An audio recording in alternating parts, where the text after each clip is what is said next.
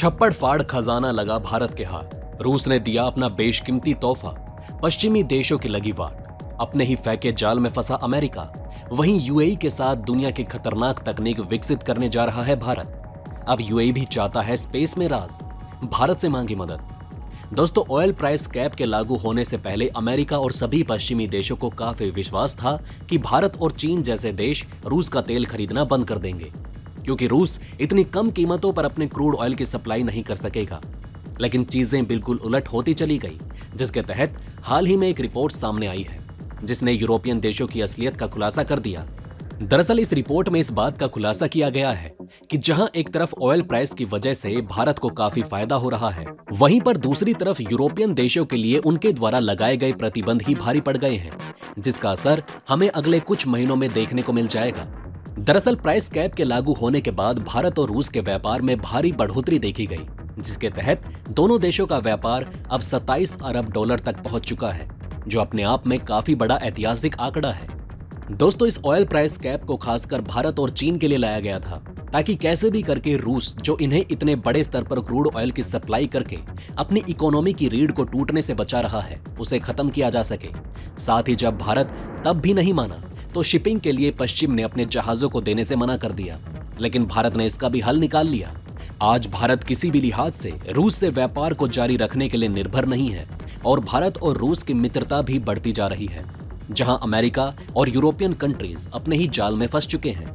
इतना ही नहीं, बल्कि रूस, जो कि एकमात्र 1 साल पहले भारत के एनर्जी सेक्टर में सिर्फ 1% की हिस्सेदारी रखता था, अब 25% की हिस्सेदारी पर आ चुका है, जिसके तहत भारत रूस से लगातार क्रूड ऑयल की खरीद में बढ़ोतरी कर रहा है।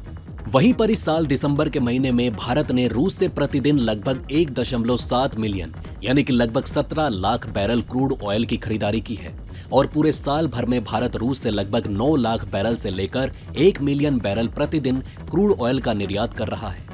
दोस्तों, ये काफी बड़ा आंकड़ा है। साथ ही भारत को तेल सप्लाई करने के मामले में रूस ने कई बार सऊदी अरब को भी पीछे छोड़ दिया और भारत का सबसे बड़ा ऑयल सप्लायर होने का खिताब भी हासिल कर लिया।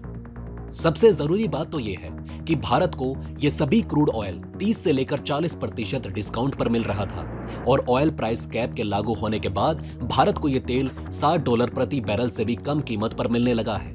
यानी कि ये बात साफ हो चुकी है कि ऑयल प्राइस कैप के लागू होने के बाद भी भारत रूस से तेल खरीदना जारी रखे हुए है और ये हमें फायदा पहुंचा रहा है, जबकि यूरोपियन देशों के लिए उनके द्वारा लगाए गए प्रतिबंध ही काफी बड़ी परेशानी बनकर सामने आए। क्योंकि भले ही जहां एक तरफ यूरोपियन देशों के रशियन ऑयल ना खरीदने की वजह से रूस की ऑयल प्रोडक्शन में 50% की गिरावट देखी गई, लेकिन वहीं दूसरी तरफ रूस को भारत और चीन जैसे पक्के खरीदार मिल गए, जो काफी बड़े स्तर पर रूसी तेल को खरीद रहे हैं और आगे भी ऐसे करते रहेंगे। साथ ही प्रतिबंधों से हो रहे नुकसान को कम करने के लिए भी रूस के ऑयल एक्सपोर्ट काफी मददगार साबित हुए। वहीं पर रूस का क्रूड ऑयल भारत और चीन जैसे देशों के मार्केट में काफी सस्ती और डिस्काउंटेड कीमतों पर सप्लाई किया जा रहा है, जबकि यूरोपियन देश महंगा तेल खरीदने पर मजबूर हो चुके हैं। वहीं जहां अमेरिका की नीति रूस को नुकसान पहुंचाने की है, न कि यूक्रेन युद्ध को खत्म करने की, जिसके तहत अमेरिका और पश्चिमी देश यूक्रेन को हथियारों की सप्लाई लगातार कर रहे हैं, न कि रूस के साथ किसी नेगोशिएशन को बढ़ावा दे रहे हैं, जिससे रूस यूक्रेन युद्ध लगातार 10 महीनों से चला जा रहा है और फिलहाल इसके खत्म होने की कोई भी संभावना नहीं। यानी कि एक बात तो साफ है कि यूरोपियन देशों के लिए परेशानी बढ़ने वाली है, जिसके तहत पूरे यूरोप में अस्थिरता तेजी से बढ़ रही है। साथ ही महंगाई ने पिछले कई दशकों के रिकॉर्ड तोड़ दिए। ऐसे में यूरोपियन देशों के लिए सबसे बड़ा सवाल तो यही है कि आखिर वो कब तक रूस के तेल की सप्लाई को रोक कर रख सकते हैं। ऐसे हालात में जब खाड़ी देश लगातार अपने तेल के दाम बढ़ाते जाएंगे और यूरोपियन देशों के लिए महंगाई की मार को सहना हर दिन ज्यादा मुश्किल बन जाएगा।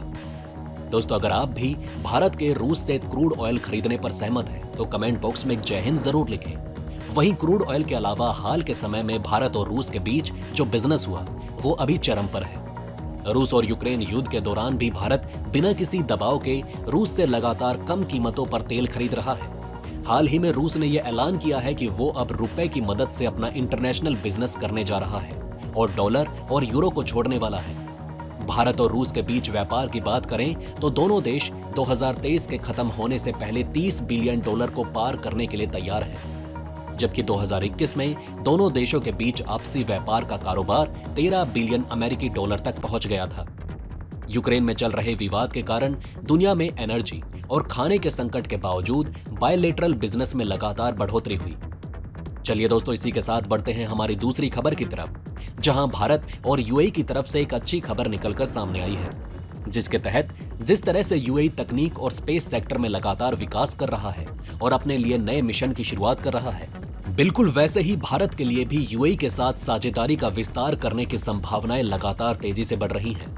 इसके तहत भारत और यूएई के बीच साझेदारी का एक नया आयाम खुल चुका है, जो सिर्फ एनर्जी सेक्टर तक ही नहीं है, बल्कि अब स्पेस टेक्नोलॉजी में भी दोनों देशों की साझेदारी होगी। वहीं पर भारत और यूएई की प्राइवेट कंपनियां भी लगातार एक दूसरे के साथ एंगेजमेंट को बढ़ा रही हैं। आज के समय में यूएई भारत का तीसरा सबसे बड़ा ट्रेडिंग पार्टनर है, जिसके तहत दोनों देशों के द्विपक्षीय व्यापार 88 अरब डॉलर को भी पार कर चुके हैं। साथ ही भारत को यूएई की तरफ से लगभग 17 अरब डॉलर का रेमिटेंस हर साल हासिल होता है, जो यूएई के महत्व को भारत के लिए काफी ज्यादा बढ़ा देता है। कुल मिलाकर चीजों को समझने की कोशिश करें तो भारत यूएई के साथ अपने द्विपक्षीय साझेदारी का विस्तार कर रहा है, और यह विस्तार न सिर्फ एनर्जी के सेक्टर में हो रहा है, बल्कि स्पेस साइंस टेक्नोलॉजी और एजुकेशन सेक्टर में भी किया जा रहा है, ताकि भारत और यूएई के रिश्ते नए नए अवसर पैदा करें, जो दोनों देशों के लिए काफी अच्छी बात है। वैसे दोस्तों, यूएई के साथ संबंधों के विस्तार पर आपकी क्या राय है, कमेंट बॉक्स में लिखकर जरूर बताएं। बहरहाल दोस्तों, इस वीडियो में बस इतना ही। वैसे आपका इन खबरों के बारे में क्या कहना है, हमें कमेंट में जरूर बताइएगा। वहीं अगर आप चाहते हैं कि ऐसी इन्फॉर्मेशन ज्यादा से ज्यादा लोगों तक पहुंचे, तो इस वीडियो को शेयर जरूर करें, और अगर हमारी ये वीडियो आपको पसंद आई हो तो लाइक करना ना भूलिएगा। साथ ही अगर अभी तक आपने हमारे चैनल को सब्सक्राइब नहीं किया है तो प्लीज हमारे चैनल को सब्सक्राइब जरूर करें। खुश रहें, अपना ध्यान रखें, फिर मिलेंगे एक नई इन्फॉर्मेशन के साथ। तब तक के लिए जय हिंद, जय भारत।